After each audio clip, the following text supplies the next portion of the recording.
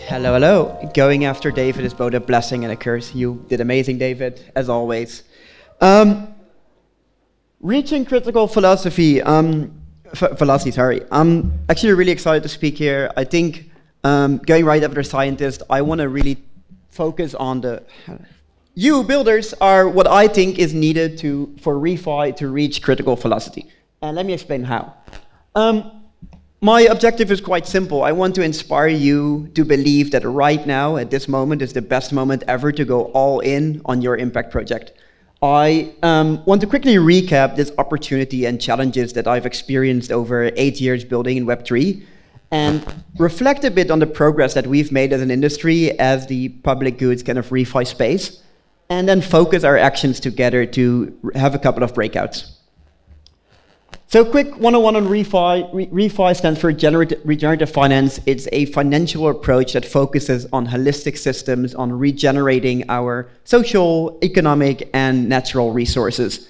In short, it is, there's an old version. Okay, but I think a better way to explain regenerative finance is through this visual. On the left side, you see traditional degenerative systems that take, and don't give back. They're trying to do whatever they can to extract as much as possible without going to jail. Sometimes they still go to jail, sometimes they get a plea, whatever, but these are the traditional systems, and then we realize that over time that these purely degenerative capitalistic systems are destroying our world. So our global leaders aligned on the Sustainable Development Goals to say, okay, this is where we should be channeling our energy to. Now, a lot of the Sustainable Development Goals are about reducing harm, putting less oil in the ocean, having less hunger. But in reality, we could flip the question and be like, why do we even need oil in the ocean? We don't want it. We want to focus on the good things, the things that actually create value. So regenerative development goes beyond just sustainability. A friend of mine, he has this joke, he calls it, if someone asks, how's your wife and your relationship doing? You say, it's sustainable. How does that feel? It doesn't feel great, right? The state, it's not healthy, it's not growing. But if something is regenerative, it's growing, it's getting better, it's getting smarter over time, and as a result, more effective and better. So in regenerative systems, you're reusing energy, you're accelerating, and you're focusing on a holistic picture. And that opportunity for solving these big problems is also really big. The total addressable market, or the gap between what resources we need to accomplish our goals that our global leaders set out and where we are today, is in the trillions. Around 4 trillion today, but growing towards 6 trillion a year by 2030. So you as a builder, if you're thinking about, okay, where should I be focusing my energy? I invite you to focus on the big problems, because the reward will also be big. And to get there, I want to focus on two parts in this regenerative development cycle, where I think the ReFi space right now is still lacking. And I think it relates to David's talk as well. One of this is the word effectiveness. It's about doing the right thing in the right way at the right moment. We're not really good at that. But then also using renewable energy flows, using something that generates more value, more knowledge, more capacity over time that allows us to grow. Because this is what we want. We want this feedback loop that continues to grow and expand. We want to regenerate people, which then leads to the regeneration of ecosystems, which allows us to generate success, which allows us to create economic upside, which allows us to fund bigger, better, more effectively. But this is what it looks like in reality. I think you're all familiar with this curve. This is one new crypto project. You think it's going to change the world. You put all your money into it. And then over time, it goes down and down and down. And you're like, oh no, there's this big breakthrough. I'm going to buy now. And it goes down again. It's hard, right? It's rough. It's not easy to not get this graph. It's much easier to get this graph, just like it's hard to start a startup. But I think there's some elements to it that if we tweak them right, this graph will look more like the previous one. So the first one is this lack of business success resulting in economic success. We're getting better and better over time at getting better at regenerating people and regenerating ecosystems. We're measuring more. We have AI now. We're not great at it yet, but we're learning. We're making really good progress. But because of the nature of these public good questions, we often are afraid to tie it back into business and economic success. And then the result is that we end up with an industry that's completely grant-driven, and as a result is often under-resourced relative to traditional, more degenerative capital systems that go all in, they go hard, they get the money, and they execute. And I want to make sure that we can outperform them. So how do we do that, and how do we break this downward trend? I think we need to then go back to the very beginning of what defines success for a business, and it comes down to creating value for a customer. And doing it in a way that generates more value for your organization, network, protocol, whatever it is. So solving problems efficiently or effectively. And then I had a couple of sleepless nights, and I'm like, why did all the things that I start fail after a couple of years, a couple of months? And I went back to this, was I creating value for people effectively? So this is a picture, that's why it's so blurry, because it's old. 2019, 2020, back in my home country, Curacao, we created an impact DAO called CuraDAO. We were giving community-governed funds away. And it started really nice. We got a couple of money from DAOstack, which was one of the older DAO protocols. And we were like, okay, what if everybody could decide what we fund in our community? Great experiment. But in order to give away, I think we gave away like $4,000. To do that, we had to build interfaces from scratch. We had to onboard people into both MetaMask on their mobile and then our scrappy UI on a desktop, so it was really tough to get them in. And then once they got in, because of the state of Ethereum back then, sometimes they had to pay $50 in gas fees to vote. Now, trying to explain this to, there was a lady in there she was 72 years old, trying to explain to a lady that she needs 2 devices and then pay $50 to vote on what cleanup we're funding, it was just really hard. And then once the projects got the money, they needed to go to like a shady business in the city and kind of trade it as like cash for money. And that created dangerous situations, but it also just created a horrible user experience. So while we were managed to allocate resources to the community, the value we created relative to the effort we had to put in was just really, really, really bad. And that's why logically we couldn't keep doing it, we couldn't keep growing it further.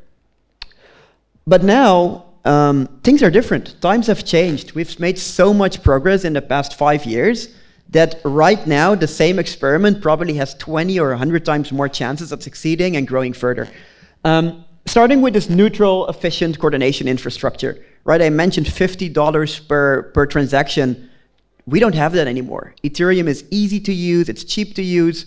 Who has ever spent more than $10 on a single transaction in gas fees? Only 8 hands maybe. Who has spent more than $1 on gas fees? Now so let's flip it around. Who has ever spent $50 on a transaction? Lucky, oh, that's too many people, crap.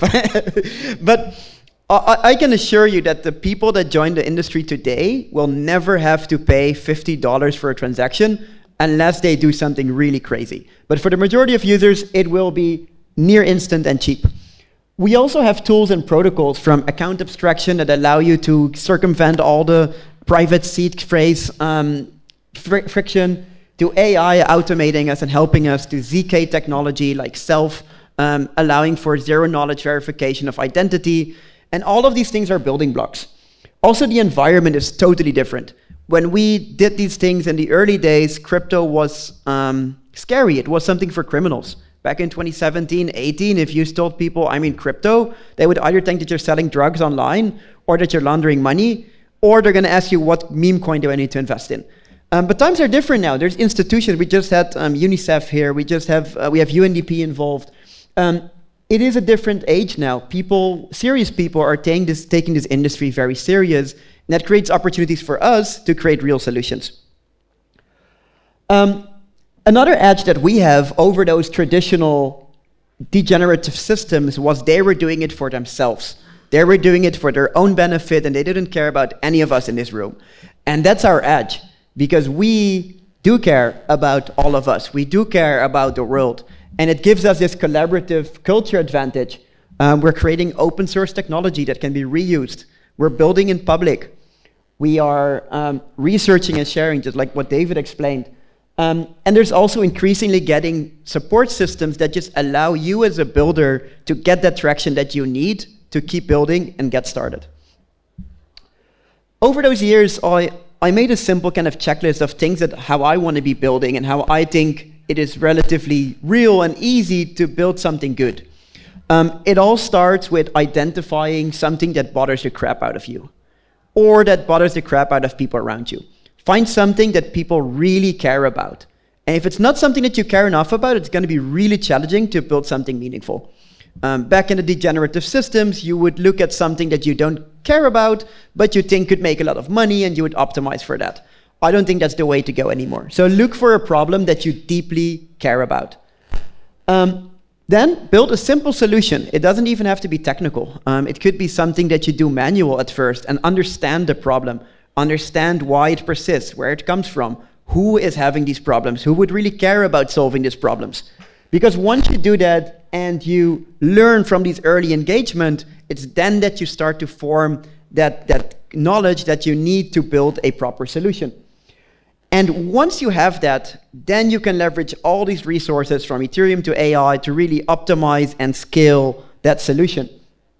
And then the more important part, or I think a really important part, is then you claim your fair share of revenue. And it's up to you to decide if you want to put a good share of that in your pocket, but I would recommend to reinvest it, pay it forward, invest it into others, invest it into public goods. But don't be afraid to charge for usage once you create a lot of value. Because with that, we can create the feedback loops, we can create more resources. A friend of mine, Eleonor, she is a OG Bitcoin BCH supporter, and she was very vocal about how she views cryptocurrencies. And she always said, using a cryptocurrency is like a political statement. Every time you decide to participate in a system, use an app, you're supporting or reinforcing a system. So if we're able to become the power users, the reinvestors into regenerative solutions, those systems are going to keep growing, and we're going to keep that feedback loop growing as well. So to help that, we recently launched Ethereum for the World. It's a platform that brings together use cases, learnings, media, and programs to accelerate builders like you that are building SDG-aligned or regenerative-aligned solutions on Ethereum. And we recently ran our first program together with Gitcoin, Celo, Ma-Earth, and the Ethereum Foundation, where we allocated $150,000 to what we called solution development grants, which were projects that were already solving real-world problems, have the capacity to make revenue or are already making revenue, but are missing some development work to get there. So every grant has a combination of measurable grant, development, but also the focus on growing their capacity to get more resources in and grow their user numbers.